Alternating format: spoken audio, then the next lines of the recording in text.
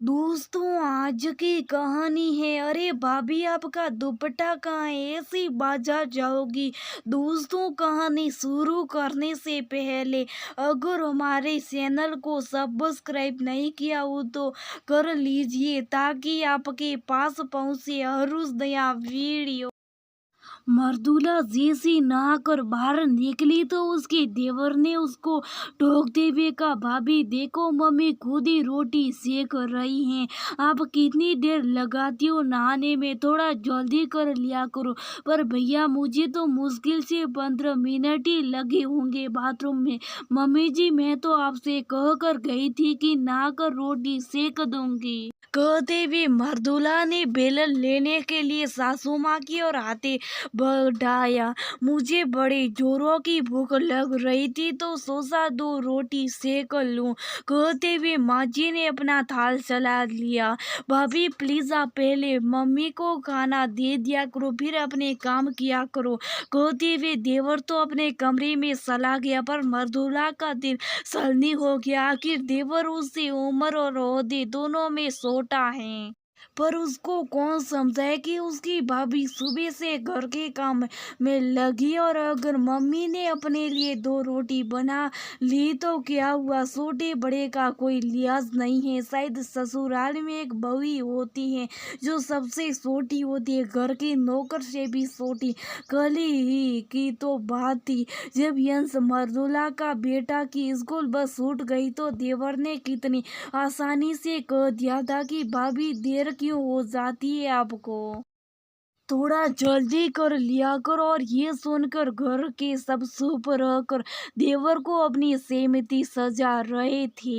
इसमें मेरा क्या कसूर था जो इस समय यंश को परवेश बना गया और उसको वॉशरूम जाना पड़ा? मर्दुला को अपने आप से बड़बड़ाती देख रवि, उसके पति ने पूछा, क्या हुआ? इस पर उसने सारी व्यथा अपने पति से कह सुनाई। कोई नहीं, जब उसका समय आएगा तब हम भी पूछेंगे, कह रवि तो दफ्तर चले गए। पर मर्दुला को लगा कि रई सही कर रहे हैं और अब मैं भी चुप नहीं रहूंगी। अब जब भी देवर कोई ताना कसी करेगा तो मैं भी कह दूंगी, जब आपका समय आएगा तब देखूंगी। हमेशा की तरह आज भी इतवार को मर्दुला और रवि बाजार से सामान लेने जा रहे थे। अरे भाभी, आपका दुपट्टा कहाँ है? बाजार ऐसे जाना अच्छा लगता है क्या? देवर ने मर्दुला को पॉइंट आउट करते हुए कहा, भैया इन कुर्तियों पर दुपट्टा नहीं लिया जाता। मर्दुला को मन ही मन बहुत गुस्सा आ रहा था।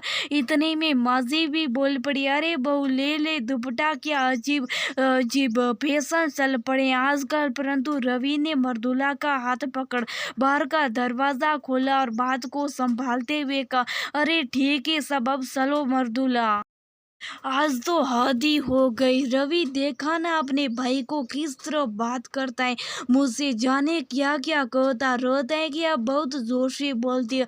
आप यश को अच्छे से खाना नहीं खिलाती, आपको राजमा बनाना नहीं आते, आप मम्मी का ध्यान नहीं रखती, आप अच्छे कपड़े नहीं पहनती, आपको हर 2 महीने में अपने मायके जाना होता है। मर्दुला अपनी भड़ास निकाल रही थी, पर इस पर रवि ने कहा, शांत हो जाओ, मैंने तो कुछ नहीं कहा ना तुमको। मर्दुला का कम से कम इस बात से संतुष्टि थी कि रवि ने उसका साथ दिया, वरना तो बहुत सी लड़कियां जहाँ उनके पति भी उनका साथ नहीं देती। समय बीता और मर्दुला की जेठानी बनने की घड़ी भी आ गई। देवर जी की रानी भी घर पधार चुकी थी। सुखी हर बात में नुकासीनी करने वाले परम ज्ञानी और सलाहदाता देवर जी की रानी थी, तो लगा अगले दिन जल्दी उठकर समय से अपने काम निपटा लेगी। परंतु मर्दुला का ये केवल भ्रम निकला और माजी द्वारा उसको नया फरमान सुना दिया गया कि छोटी बहू को थोड़ा समय लगेगा घर और घर के लोगों को समझने के लिए, तब तक तुमको ही घर संभालना पड़ेगा। लगभग महीना बीत गया, घूमना फिरना मौज मस्ती सब हो गई तो मर्दुला ने साफ साफ माजी से कह दिया कि छोटी बहू को घर की जिम्मेदारी सौंप दी जाए। जिम्मेदारियों तो सौंप दी गई, परंतु देवरानी जी को मायके की इतनी याद आई कि देवर जी उसके आंसू न सही पाए और हफ्ते भर के लिए मायके पहुंचा आए।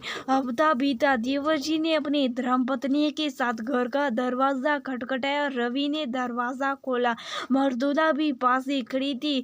देवरानी को टाइटी शर्ट और घुटनों तक की जींस पहने देवर जी की ओर देखते हुए बोली, दुपट्टा कहाँ है? जेठ जी के सामने ऐसे आना अच्छा लगता है? क्या हुआ देवर जी, सूप क्यों? खैर बात आई गई हो गई। हमेशा की तरह इतवार को बाजार से सामान लेकर जब रवि को मर्दूला घर पहुंचे तो पाया कि माजी रोटी बना रही। माजी, आप रोटी सेक रही हैं, सोटी का है? मर्दूला ने जैसी पूछा तो माजी बोल पड़ी, अरे बहू, दो रोटी सेकने में कितनी देर लगती, इतनी भी बूढ़ी नहीं हो गई हूँ मैं। नहीं नहीं, शादी है, दोनों को साथ समय बिताने दो। इतने में देवर जी भी बाहर आ गए और मृदुला ने भी अपनी भौहें तानते हुए कहा, क्या देवर जी, माँ जी खुद ही रोटी सेक रही है, आप लोग बिल्कुल ध्यान नहीं रखते। मम्मी जी का देवर जी भाभी को घूरते तो रही पर जुबान बिल्कुल चुप थी। यूं ही वक्त बीत का गया। रवि ने पास में अपना प्लेट ले लिया। देवर जी अब पिता बन चुके थे और अक्सर मृदुला और देवर जी की भेंट सुबह सुबह बच्चों को स्कूल भेजने के समय बस स्टॉप पर हो जाया करती थी। महीने में 3-4 बार तो देवर जी के बेटे की भी स्कूल बस छूट जाया करती थी। मृदुला भी चुप नहीं रहती और पूछ लेती, क्या हुआ देवर जी, अब चुप क्यों? अंत में इतना ही कहना चाहती हूँ कि ननन या देवर होने का ये मतलब नहीं है कि आप अपनी भाभी का सम्मान न करें। आपकी भाभी भी एक अच्छे घर से अच्छे संस्कार लेकर आई है। अपनी भाभी पर तानाकसी करने से पहले ये जरूर सोचे कि आपकी भी शादी होगी और ये भी हो सकता है कि आप अपनी जिम्मेदारियां उतनी अच्छे न निभा पाए जितने कि आपकी भाभी निभाती है। अपनी भाभी को उलाहना देने की बजाय उनका साथ दे। ननन देवर भाभी की जगह एक दूसरे का सुख दुख समझने वाले अच्छे दोस्त